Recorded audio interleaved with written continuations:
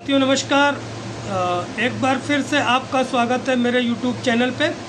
और आज जैसा कि साथियों हमको हमारे जूनियर एड शिक्षक भर्ती में दो खुशखबरी एक साथ आई है। पहली खुशखबरी तो आपको पहले बता भी चुका हूँ मैं, हमारे टेलीग्राम ग्रुप में बता भी चुका और वीडियोस भी मैं डाल चुका हूँ पहले। शायद अभी हटा दूँ क्योंकि ये वीडियोस हो जाए तो बार बार वीडियोस डालना दिन भर मुझे अच्छा नहीं लगता। आज सबसे पहले तो घटनाक्रम बता दूं, कोर्ट में हमारे वकील साहब ने आज बहस किया। जो डबल बेंच स्पेशल अपील में साथी गए थे, जिसको लेके बहुत कहा जा रहा था कि ये फिर से स्टे लग जाएगा और वो हो जाएगा, आज हमारे वकील साहब ने मुझे बुलाया भी था बल्कि कोर्ट में। उन्होंने बताया बाद में मुझे मिलके जब बाहर निकल के कि आपकी आज बहुत तगड़ी बहस हुई और मैंने आपकी जो रिट थी वो खारिज करा दी, आपका ये भी मार्ग प्रशस्त हो गया। तो देखिए ये भी चीज़ बहुत बढ़िया हो गई कि जो थोड़ा सा शंका थी कहीं स्टे न लग जाए। हम लोग जैसे भर्ती प्रक्रिया अंतिम चरण में है, अब भर्ती शुरू होने वाली है और इसी का मौके का फ़ायदा उठा के स्टे मिल सकता है कि स्टे मिल गया तो फिर रुक गई भर्ती, तो अंतिम चरण में। और दूसरी तरह जैसे कि साथी लगातार 9 दिन से लखनऊ में बैठे हुए हैं, तो आज माननीय शिक्षा मंत्री जी ने उनको बुलाया था। उसी में हमारे साथी कुछ गए थे, धर्मेंद्र यादव जी, अनिल जी मैनपुरी के, मोहित राजपूत जी, नीतू सैनी जी, ये सभी साथी गए थे। चूँकि हमारे साथी कल चले आए, कुछ महिला साथी साथ में गई थी, इसलिए कमलेश यादव जी को मजबूरी में आना पड़ा। और मुकेश यादव जी लखनऊ में थे, वो भी लगातार देख रहे हैं वहाँ हमारे, और जो वहाँ की टीम है बुंदेलखंड की, वो वहाँ पे देख रहे हैं, पूरे CRT में रुके हुए थे। जो हमारे साथी पूर्वांचल के हैं, जैसे राहुल पासवान जी, RP यादव जी, जो 2-2, 3-3, 4-4 बार माननीय मुख्यमंत्री जी से मिल चुके हैं, ये सब साथी भी डटे हुए हैं वहाँ पे। तो आज माननीय शिक्षा मंत्री जी ने मिलने के लिए बुलाया, तो उनके पास ही डायरेक्टर बेसिक जी बैठे थे। उन्होंने पूरी तरह आश्वासन दिया कि देखिए हमने कार्मिक विभाग में भेजा था, कुछ चीज़ें सही नहीं थी या माननीय मुख्यमंत्री जी को चीज़ें अच्छी नहीं लगी, वापस किया, हमने फिर से कार्मिक में भेजा है। और आप किसी अन्य अधिकारी का भरोसा मत किया कीजिए, वो कोई भी कुछ कहता, सिर्फ अगर बात करना है तो मुझसे कीजिए या ACS दीपक सर से कीजिए, जो प्रमुख सचिव बेसिक हैं, उनकी बात माना कीजिए या मेरी और मेरी। इधर उधर जाएंगे तमाम इसी तरह के कन्फ्यूज़न पैदा होते हैं। और आपको अगर हमसे मिलना है तो 15 दिन के बाद फिर इस भर्ती के लिए हमसे मिलिएगा, तो आपको ये चीज़ें करेंगे। हमने भेजा है 2-4 दिन में ये भर्ती का जो प्रोसेस है कार्मिक से आ जाएगा, फिर हम शुरू करेंगे।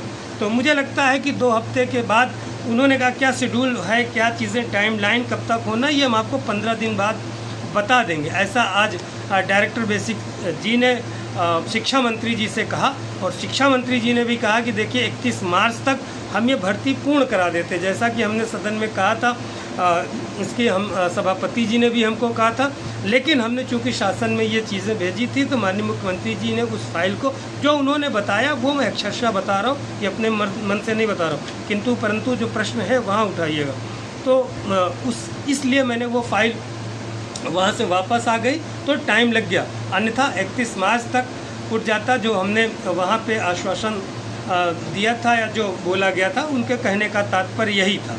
तो साथियों आज ये दोहरी खुशी लेके आई है। एक तरफ तो हमारा जो अंतिम समय में ये डर लग रहा था कहीं भर्ती प्रक्रिया शुरू हो और स्टे न लग जाए, तो वो वहाँ से रिट खारिज हो गई। अब भर्ती प्रक्रिया शुरू होगी तो एकदम निष्कलंक, निष्कपट, कलंक क्या कहते हैं, राज्य नहीं होता, उस तरह का एकदम निष्कंटक, जो बोलते हैं निष्कंटक रहेगा एकदम। अब कोई कांटा नहीं रहेगा, बिना कांटा के नहीं ये होगी भर्ती शुरू। एक डर मन में ये था कि जैसे भर्ती शुरू हो उसी का बहाना लेके कि सर भर्ती शुरू हो गई, फिर क्या होगा, हमको स्टे दे दे, और यही प्रतीक्षा में ही थे। तो जो भगवान करता है, मुझे लगता है वो अच्छे के लिए ही करता है, जो भगवान ऊपर वाला करता है, और अच्छे के लिए ही ये अभी तक लेट हुई थी भर्ती, नहीं शायद शुरू हो जाती तो स्टे मिल जाता। तो आज हमारे वकील साहब SK मिश्रा सर को भी बहुत बहुत धन्यवाद, जो उन्होंने हमको आज तीसरी बार विजय दिलाई।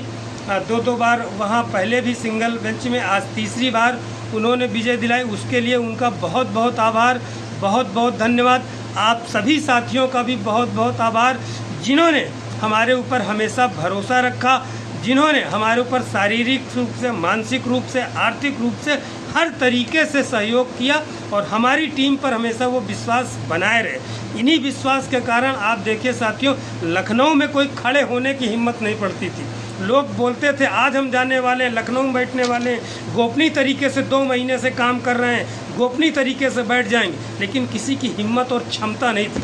ये हमारी टीम ने शुरू किया, निर्णय लिया कि चाहे जैसे भी हो 2 लोग 4 लोग जिस तरह बैठे, और फिर कारवां बनता गया धीरे धीरे।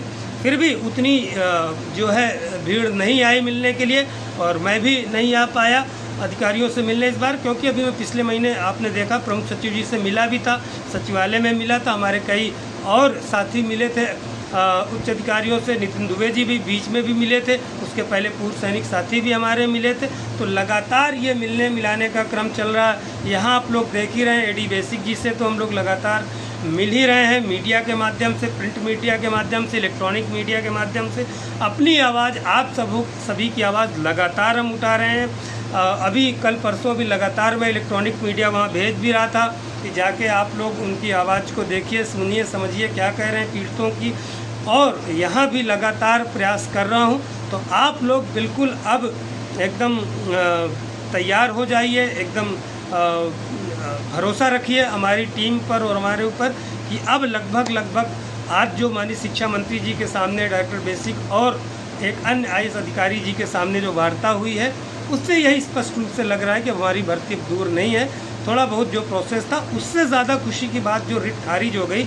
अब ये नहीं है कि भर्ती शुरू होने पे न्यायालय का एक डर था कि कहीं रिट न लग जाए, तो बहुत अच्छा हुआ। और आप सभी साथियों से एक परंपरागत वही निवेदन करना चाहूँगा, अगर आपको लगता है कि हमारी टीम और हम लोग लगातार मेहनत कर रहे हैं तो आप हमारे चैनल को सब्सक्राइब ज़रूर कीजिएगा, इस वीडियोज़ को ज़रूर शेयर कीजिएगा, जिससे और सभी साथी जो जिनको नहीं पता चल पा रहा है क्या चल रहा है, क्या घटनाक्रम हमारी भर्ती में, तो उनको भी पता चले।